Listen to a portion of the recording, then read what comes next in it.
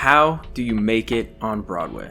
This is a question I get asked a lot by students and Broadway hopefuls that I encounter all the time.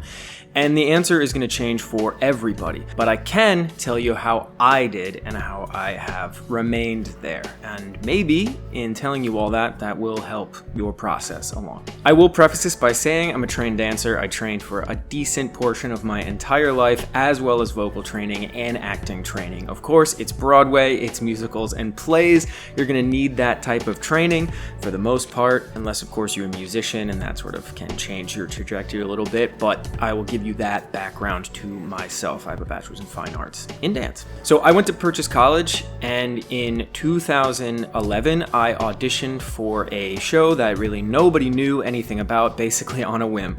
That show would turn out to be called Sleep No More, which was a very long-running production in New York City. It just closed in 2013. If you follow the channel, you might already know what that is, but it was an immersive production of Shakespeare's Scottish play set in a 1930s hotel. I auditioned out of the blue. It was quite unknown. Nobody knew it was going to be a massive success at the time. They had already been running a little bit, but they needed what's called a swing, which is someone who learns multiple tracks in the show and can kind of go on at last minute. I perfectly fit the bill for that with my skill set. But after about 2.5 years with that show, my body definitely needed a rest and I wanted to move on, so I left the show. During that show, I met a very dear friend of mine named Marla.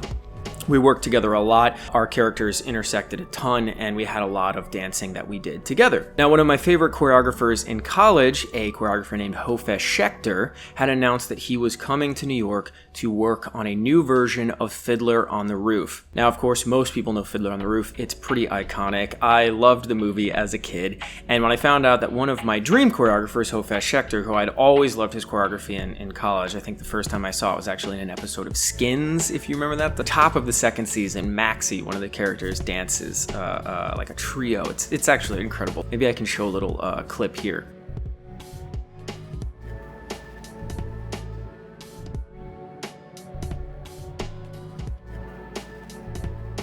Okay, so I always wanted to dance for Hofesh. Marla had gone and danced in London for Hofesh's company. When he came back, he was picking people to do a pre-production workshop, which is basically pre-production is usually used for dance, and they get the choreographer in the room and they start building what might end up being the choreographic language of the show. I was out of town doing a small tour during that, and I couldn't even audition, and I was really heartbroken. But I said, you know, here, I'm lucky, I'm working right now.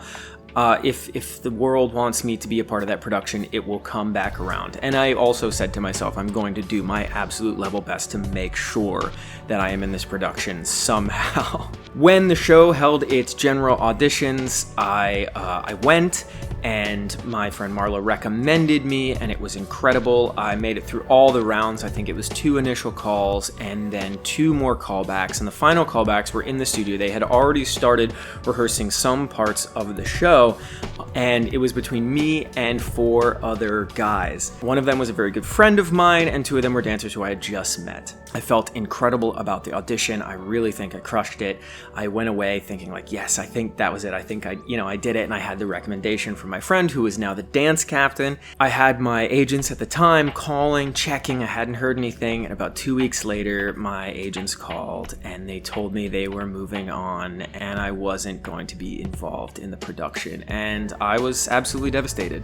I absolutely sat on the edge of my bed in my room, and I had a really good cry because I really thought I had missed the boat. Thankfully at the time, I had a few other things, a few other coals in the fire, as it were, and I booked a job called The Grand Paradise, which is another big immersive show created by this company called Third Rail, and I was dancing in that production, as well as still auditioning for a bunch of other things. Just a couple months into the run of this other show, I get a call. They needed more swing coverage for Fiddler. It was the call that I had wanted so badly, but I could not imagine that I would get it. I went back in. It was just me auditioning Hofesh was not there. He was back in London at this point, and my friend Marla was in the room, and it was just me and her, and she taught me then some of the choreography from the bottle dance and the wedding. And if you know Fiddler, those are sort of the two biggest dance numbers in the entire show. And it was just me and her and the casting director and a camera that they were filming my entire audition. And lo and behold, about 2 weeks later, I found out that I had booked the job. I will never forget that call. That was a really life-changing, pivotal moment in my life. It felt like I had worked on so many things to such a degree, and it just felt like none of that was being seen. I was being utilized in other things, but some of these projects that I really wanted to be a part of, it felt like it was this unattainable bar. But this call changed all that. And I remember immediately calling my parents. Again, another cry on the edge of my bed, but this time a much happier scenario. But there was complications. One, I was already in a production of something, so I was going to have to leave that. And two, I was already leaving that production to go on tour in Ireland for a month with another one of my friends' projects. They needed the coverage in about a month, and I was going to start rehearsing. But I couldn't shirk these two other commitments that I had made. I don't like doing that. It's just not good candor in the industry. But I was basically begging my agents. I was like, look, we have to make this work. This is my dream job, and it would be my Broadway debut. Like, I have to make this work. So we basically orchestrated this insane, I still can't believe this to this day, we orchestrated this absolutely insane rehearsal schedule where I went to the theater for a week and I started learning everything I needed to learn with the other guy that they were hiring, my friend Andrew, and we spent as much time cramming as much of the show as possible. After about a week of this, I had a pretty loose grip on everything that I was supposed to be doing for 2 of the tracks that I would cover in the show. I still needed to learn the 6 other tracks and eventually the 3 understudies for principals that I would have to do. But I did not have time. I flew to Ireland. I was in Ireland. I was touring the show. I had to sort of separate my entire personality so that I could compartmentalize doing this other show, which I also was so excited about because I've been developing this dance theater piece for 3 years with my friend Luke. So I had to compartmentalize and be like, great, I'm here in Ireland. I'm doing this thing. This is what I'm here to do.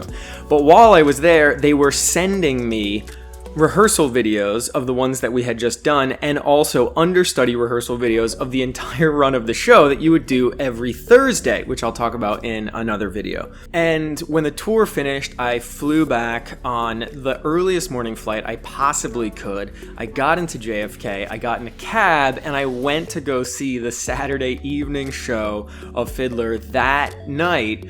And I got it, and I'll never forget. They were like, okay, great, how you doing? And I was like, I'm doing all right. I just finished a performance last night. I've been flying for 9 hours, and I took a cab here. And Fiddler is like a 3-hour show. And I just remember all of them going like, oh, yeah, good luck. And I was so terrified I was going to fall asleep in the audience, just not because the show isn't interesting, but because I was basically running on, maybe 2 hours of sleep. But I couldn't. I was absolutely buzzing. This was exactly what I wanted.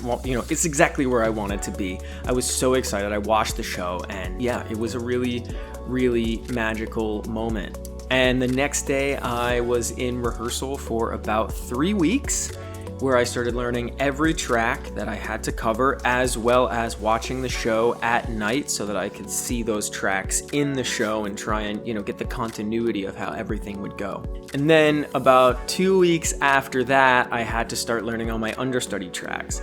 And it ran for another 9 months, I think, once I was in the show, so it was a pretty solid run. I joined, like I said, about, I think, probably 4 or 5 months into the run, so I wasn't there from the beginning, but I was able to be in this Broadway show that was, a culmination of sort of all these dreams that I had of making it to Broadway. Now, I say all that because when people ask me, how do you get on Broadway? And I say it's different for everybody, it's because it is. There is no linear path to getting on Broadway. People always say that success is the combination of timing, talent, and luck. And it absolutely is. It was perfect timing. I had trained my ass off for years, and it just so lucked out that somebody was leaving the show and they had seen me before, and I was right there. And my friend Marla had already said, he's great. he is dedicated and a very hard worker, and just, take a little extra look at this guy. I also should note that the 4 other guys that were in that audition with me, my first round, all ended up in the show as well, which is really cool to think about if you ever make it to final callbacks or something and you don't get it. All 3 of those guys that were in that audition with me made it into that show before it closed. So my advice is always this: lean into your strengths. There are many different shows who need many different types of people in them. And if you lean into what your strength is, you will end up being filtered into the place that you will be the most right for. We're not right for every show, but just because you haven't made it on Broadway yet does not mean you are not talented. It just means you haven't found the right spot on Broadway yet. So when people ask me, how do I get on Broadway? Keep training, but also nurture the connections of those you work with. I never would have made it onto Broadway without my friends who had seen my work, who knew the value that I brought into a rehearsal room and could vouch for me. And when the timing was right, all those things culminated in me being called in. I just had to get in there and deliver everything that I had trained for. So I say all that because if you're watching this video and you want to make it on Broadway and you have the drive and you have the dedication, because it's a very hard industry, you absolutely will. You just have to lean into your own individual talents. Continue to train, focus on what makes you unique so that you are a unique artist, and I guarantee that that'll pay off, whether now or in the future. It is a hard and long road, but you can be successful if you stay true to yourself and you nurture the connections that are around you. All right, I hope this helped. Keep pushing out there. I love you. Have a great day.